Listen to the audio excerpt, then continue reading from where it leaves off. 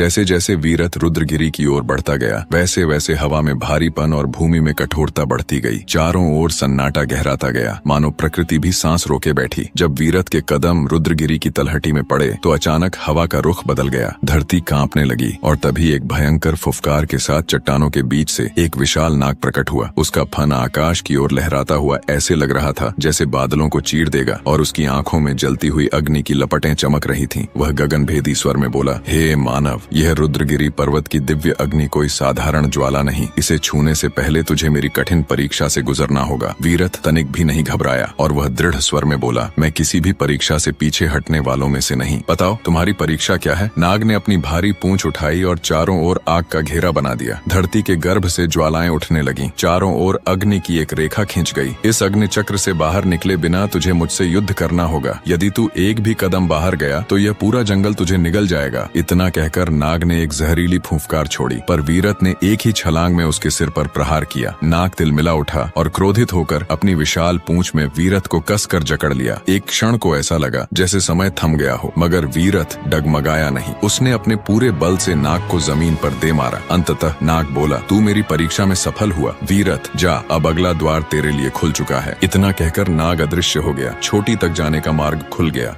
जैसे ही वीरथ रुद्रगिरी की चोटी से कुछ ही नीचे पहुंचता है वैसे ही वीरथ की नजर अचानक पत्थरों के बीच एक चमकती हुई शिला पर पड़ी। वीरथ से रहा न गया और शिला के पास गया तो उसमें पर कुछ शब्द खुदे थे। उसने जैसे ही शिला को छुआ वैसे ही शिला सरक गई और उसके पीछे खुला एक संकरा गहराई से भरा द्वार। जैसे ही वीरथ ने अंदर प्रवेश किया वैसे ही चारों ओर घनी धुंध फैल गई। अगले ही क्षण उसके सामने खड़ा था उसका ही प्रतिबिंब, पर यह कोई सामान्य प्रतिबिंब नहीं था। चेहरा थका हुआ, आंखें अस्थिर और होंठों पर व्यंग्य से भरी मुस्कान। प्रतिबिंब बोला, कहाँ जा रहा है वीरथ? राक्षस को मारने, जैसे तुझसे पहले भी कई आए। वीरथ चुप रहा। किसके लिए लड़ रहा है तू? उस माँ के लिए जिसने पाला नहीं? उस गांव के लिए जो तुझसे डरता है? या उस सत्य के लिए जो कभी बताया ही नहीं गया? वीरथ की मुट्ठियां भींच गईं। मन में हलचल उठी और वो आगे बढ़ा। प्रतिबिंब भी आगे बढ़ा। तू थक चुका है। सोचा है कभी अगर तेरा अंत भी पहले वीरों जैसा हुआ तो कौन तुझे याद रखेगा? वीरथ के भीतर बेचैनी बढ़ने लगी। तभी वीरथ को आर्षि विभांडक की बात स्मरण हुई। उसने बिना देर किए माला को गले में धारण कर लिया। फिर शांति से बोला, मैं कुछ सिद्ध करने नहीं निकला। जो गलत है उसे रोकना मेरा धर्म है। बाकी स्मृति या सफलता वो मेरी चिंता नहीं। प्रतिबिंब कुछ पल को ठिठका, फिर मुस्कुराया और बोला, वीरथ तू सिर्फ बलशाली नहीं बुद्धिमान भी है। इतना कहकर धुंध में विलीन हो गया।